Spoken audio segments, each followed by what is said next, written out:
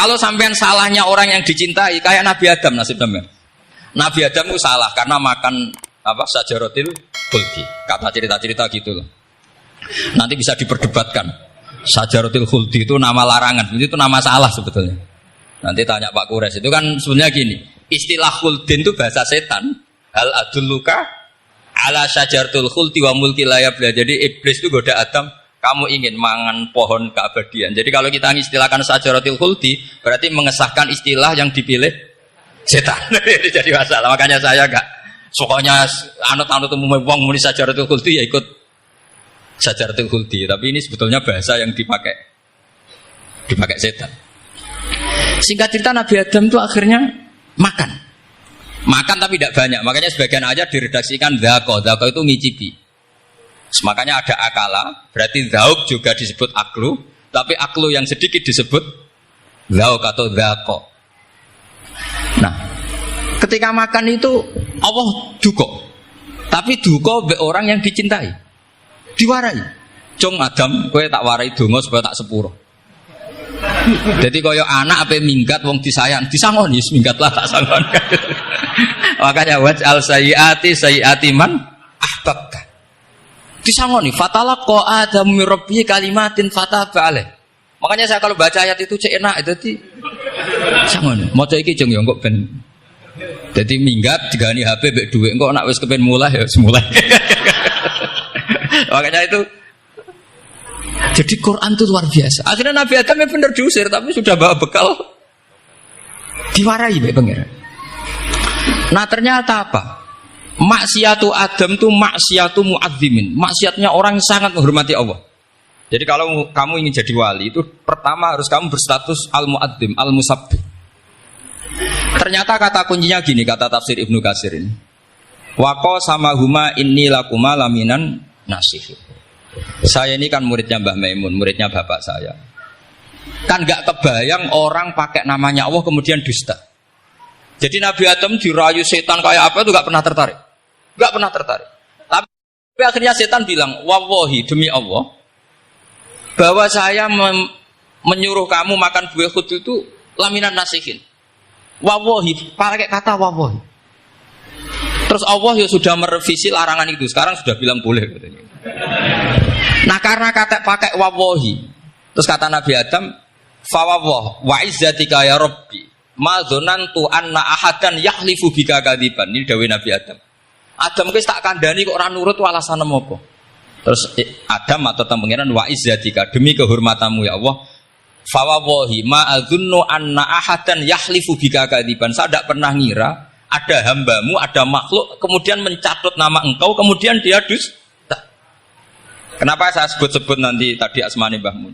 Andaikan saya punya teman biasa bodoni saya, biasa bodoni saya, nipu saya, terus bilang gini, Gus Mbah jenengan ditimbali Mbah Mun, dan dia sumpah, kira-kira tak pikir apa enggak? Enggak, pasti saya langsung meskipun ya dibodoni. Karena saking wibawanya Mbah Mun sehingga saya enggak ngecek lagi orang ini bohong apa tidak. Nah, Nabi Adam saking wibawanya Allah di hatinya Nabi Adam, kita disebut wawahi. Allah sekarang ngalalkan itu, sudah tidak pikir panjang. Karena dia tidak pernah ngira ada orang mencatat nama Allah kemudian dia dusta. Seperti di dunia santri misalnya ada yang dipanggil Habib Ali, mosok disumpah sih, tenang tahu ora. Oh itu mesti teman yang biasa bodoni sampean lah, mesti langsung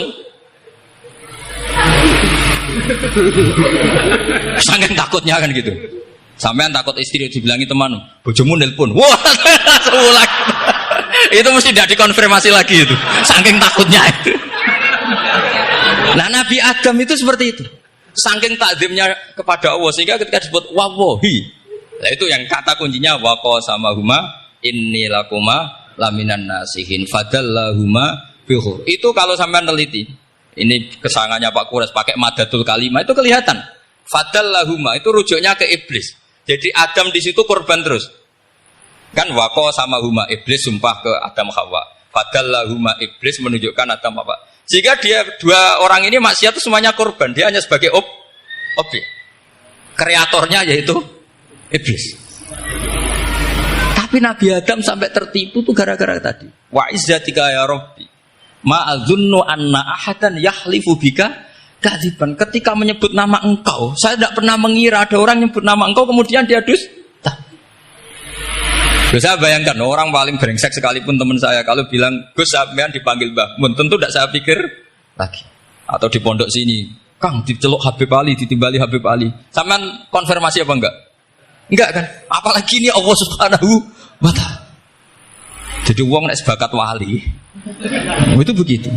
Nah, kalau jenis ini kok salah? Itu waj'al sayyiati man ahbab.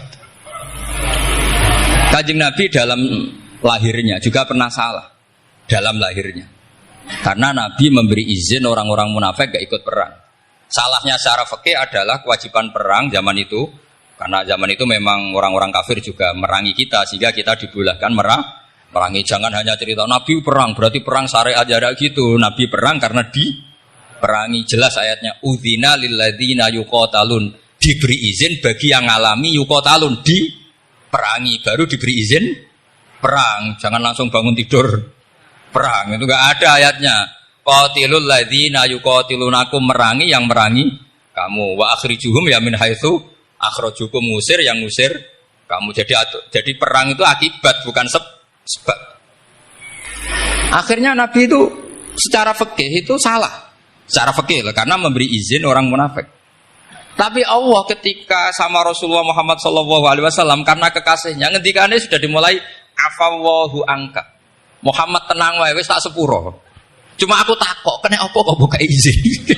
Tapi itu kalimatnya afawwahu dimulai dengan kalimat yang menyenangkan, afawwahu. Jadi ibarat sampean salah sama orang tua. Wes sepeda mbok ora pamit itu ora salah. Cuma aku tetap takok alasan apa gitu loh. Tapi bilang wis gak apa-apa, Cung. Sepeda motor iki mbok gowo, mbok dol iku ora apa-apa. Cuma aku takok kena apa. Tapi mukadimahe ora apa-apa sih.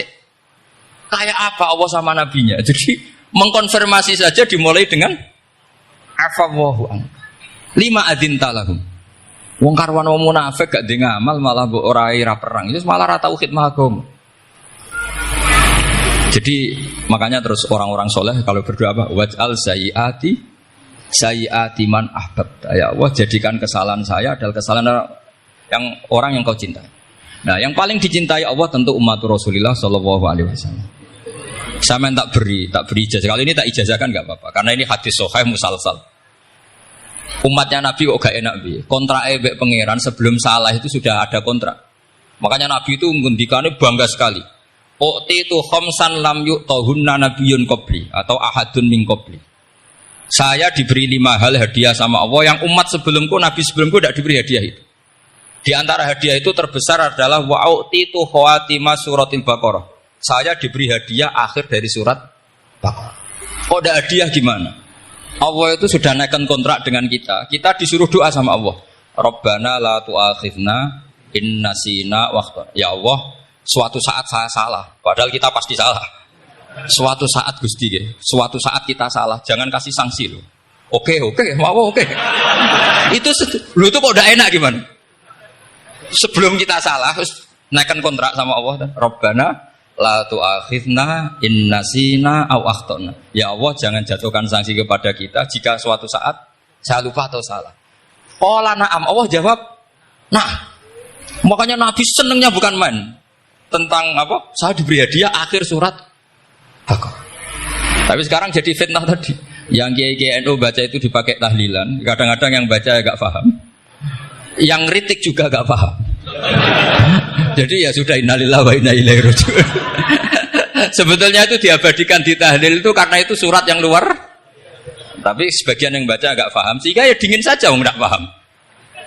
Tapi kalau kita yang paham itu luar biasa. Wong belum salah. Sudah ada perjanjian la tu'akhidna in nasina aw akhtana. Sama Allah dijawab, "Nah, yo mat.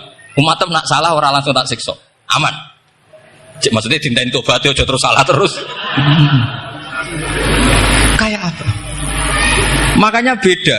Nabi itu begitu bangganya dengan surat akhir surat apa? Baqarah. Terus tafsir kedua. Umat ini adalah umat yang sifat Allah itu selalu aktif dan dua-duanya aktif. Ini perlu saya sampaikan berkali-kali. Dua-duanya aktif.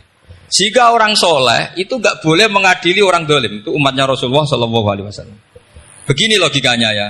Pernah ada cerita, ada orang soleh sedang sujud, diinjek sama orang fasik, al-asi lah orang fasik.